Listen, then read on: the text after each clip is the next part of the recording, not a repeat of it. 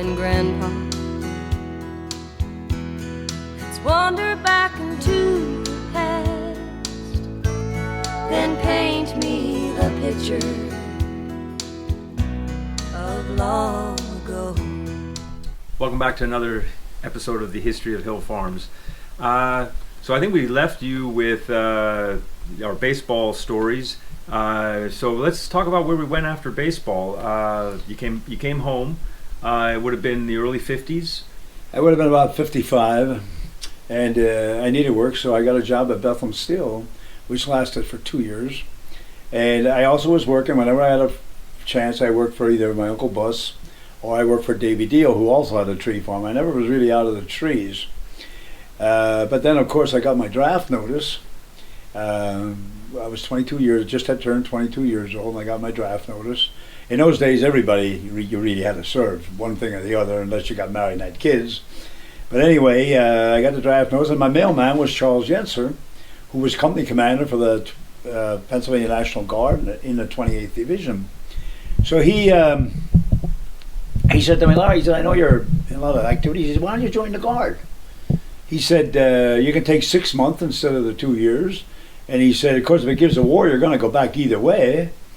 So he said, take your basic training and then you finish your time in the Guard. You have to put 6 years in the Guard.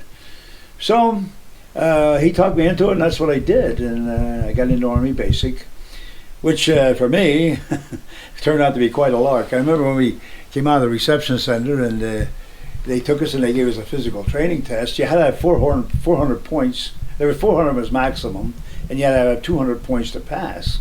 Well, there were 200 men in the company, and 8 of us passed the test. And I'll tell you what, for me, it was a joke, because I was used to walking hours after a Gravely tractor here in the farm. I walked maybe 6-7 hours at a time, and I was lifting bags of chicken food out of the railroad cars. So I ended up with over 300 points, and I had extra points to that. So, and that also, the company commander, you get noticed when you do something like that. And ultimately, when the cycle was over, I was named the soldier of the cycle, which was quite an honor. In fact, I have a bracelet, which I'll show you there, that they gave me. It was a silver sterling bracelet commemorating the fact that you were the outstanding trainee. And it's something I've always been proud of.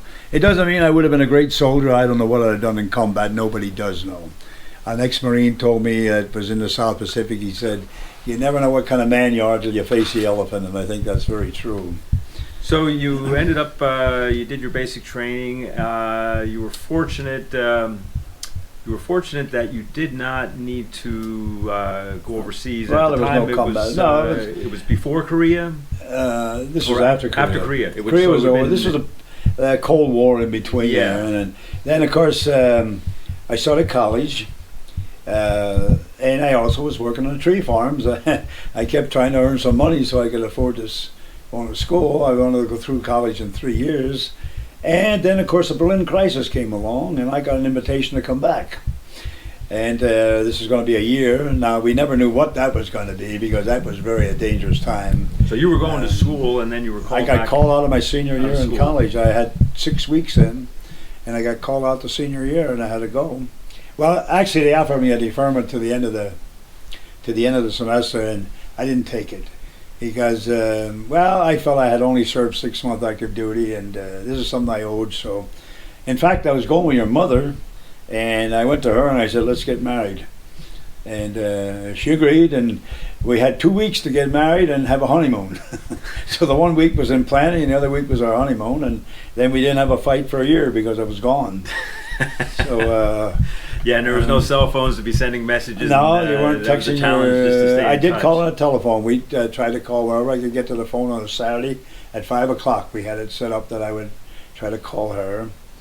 So I guess it all worked out though, because after all these years, you're still together. So I remember one experience in the Army that I'll never forget. Really, we had this sergeant who was really a tough egg. He was a ranger.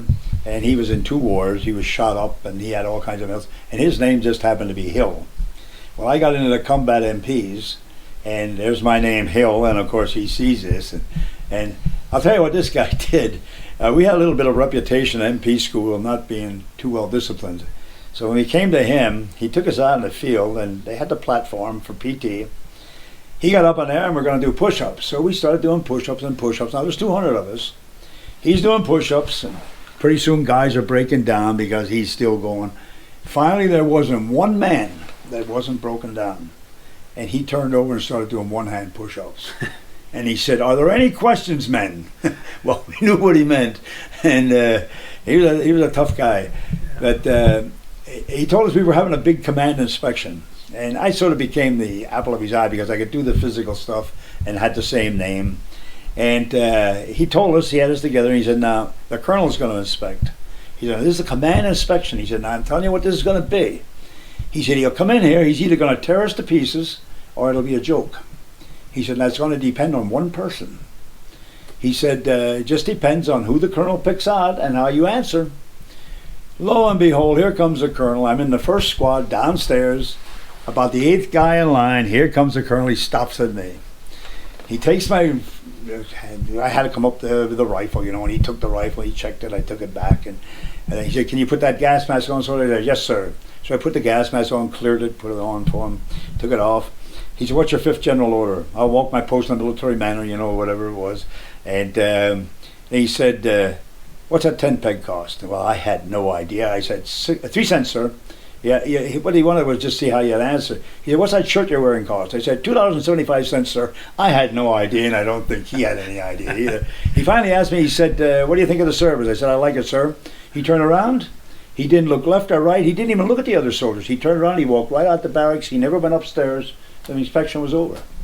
And Sergeant Hill said to me, he said, "There you are." He said, "I told you." He said, "If he would have got somebody that didn't answer right," he said, "he'd have tore us apart. He'd have looked for dust or anything." And I bet that'd make you a popular guy if you're the reason well, why. Yeah, it was. Well, I always I liked the Army. I didn't like the idea that you had to go wherever they told you and everything. But as far as the actual activity, I liked it.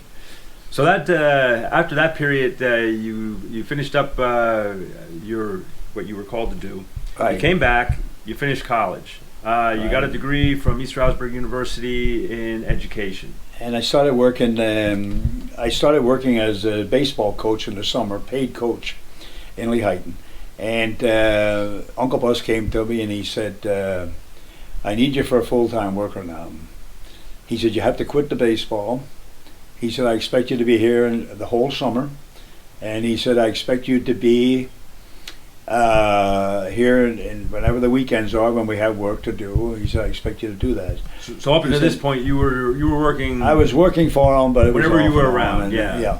And he said, as a result of that, he said, "I will give you a half interest in my new farm," which is the farm he had just purchased. And he said, "You and Kenneth," which was his son, "will be partners." Yeah, so that was the other thing that took place. I guess it must have been in the 50s where his son Kenny was born. Kenny was born, and also he had bought his next farm. So that's the one he made Kenny and I partners in, and we traded under Pfeiffer Hill then. Yeah, so we had 2 different farms at that point. There was a couple different players. Gerhard. Pfeiffer Gerhard was one, and the Gerhard came. We said earlier that Joe Gerhard died of a brain tumor. So what happened was his wife Avril took over his interests. Now, Uncle Bus could have easily bought her out, ran her out, or whatever. Most people would have bought her out because she couldn't really do anything. The struggles that they went through to get to where they were at. He ran the farm while he was over in the South Pacific. Those struggles, Uncle Bus 40 years he carried her as a partner. Yeah, and she really wasn't able to do physical work out in the field. She could cook at Christmas and be in the cabin. And Uncle Bus took care of all the business end of things. So, there really wasn't a lot. And I always admired Uncle Bus for that because I'll tell you what, when they had the 2 farms and they had gas, I had to mark down every gallon of gas I'd take to use in the new farm, which was his and ours, and the one that was over here. She never missed a penny that she had come and due to her. He was honest beyond belief. I mean, a lot of people thought he was sort of a guy that was very frugal and tight. He didn't tell people what he was doing. If I would told people, I knew. And he was donating there was poor people that the father had died, and he donated money to them, and he was supporting one woman almost completely. He gave all kinds of monies to 3 different churches, but never for any recognition for it. No recognition whatsoever. He kept his mouth shut about it. So that's where the Pfeiffer Gerhard came from. That was the old original part of the farm. So the new piece that he bought, he ended up putting you and his son Kenny in business Right. together. At first, he run it himself, and then Kenny was getting older, and he put Kenny and I together, and we were partners in that Yeah. until Kenny went to college.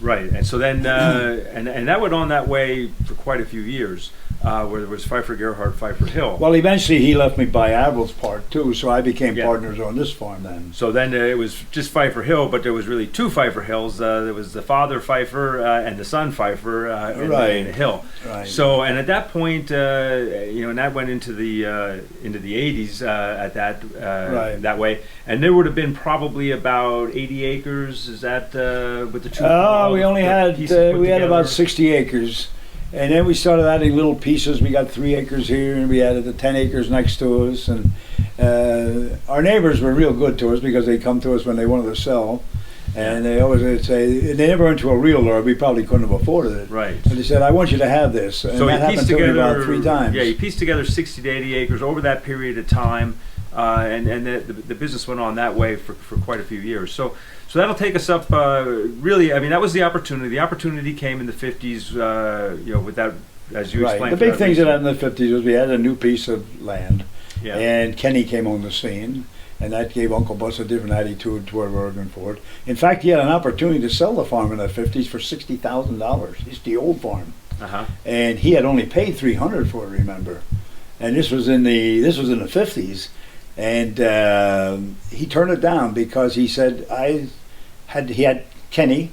And he said, "I think you two guys maybe will want the farm." So Right. that's why he turned it down. Interesting. So I guess we'll wrap it up there for now. So that gives you a little idea about my dad's history and at the point where he got involved. As far as the farm goes during that period of time, there was always a lot of interesting things going on. But this was the period here where the door was open for the next generation to be brought in, which was the important the important decade where that took place. So that laid the groundwork.